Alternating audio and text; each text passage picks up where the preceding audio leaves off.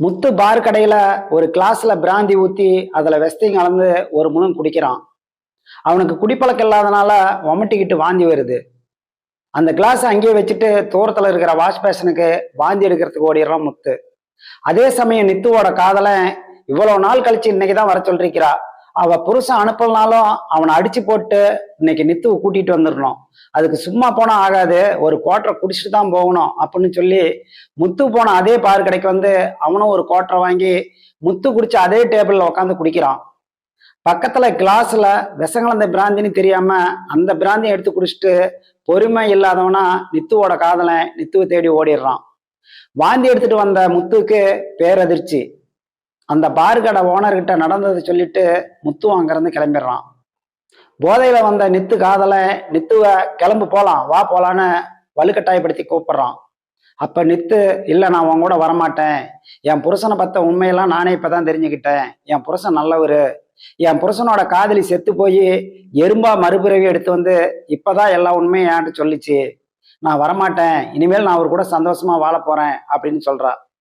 அதுக்கு நித்துவோட காதலன் போதையில என்னாடி நீ எறும்பு கதை சொன்னிச்சு ஈ பாட்டு பாடிச்சுன்னு என்கிட்ட ரீல் விட்றியா, நீ வான்னு சொன்னா வரணும், நீ போன்னு சொன்னா நான் போயிடணுமா, உன்னை விட மாட்டேன்னு சொல்லி நித்துவோட ஜாக்கெட் எல்லாம் கிழிச்சு புடவையெல்லாம் உருவிட்டு பலாத்காரம் பண்றதுக்கு துரத்துறான். அப்போ நித்து அவங்கிட்ட இருந்து தப்பிச்சு அங்கேயும் இங்கேயும் ஓடுறா. நித்துவோட காதலன் போதையில ஓடி அங்கிருந்த தட்டுமுட்டு சாமான விறகு மேல போய் விழுந்துடுறான். நித்து என்னை விட்டு விட்டுன்னு கையெடுத்து கும்பிட்டுக்கிட்டு ஓடுறா. நித்துவை துரத்திக்கிட்டு வந்த நித்துவோட காதலன் திடீர்னு அவனுடைய 2 கையால தலையை பிடிச்சுக்கிட்டு ஆணு கத்திக்கிட்டு கீழே விழறான்.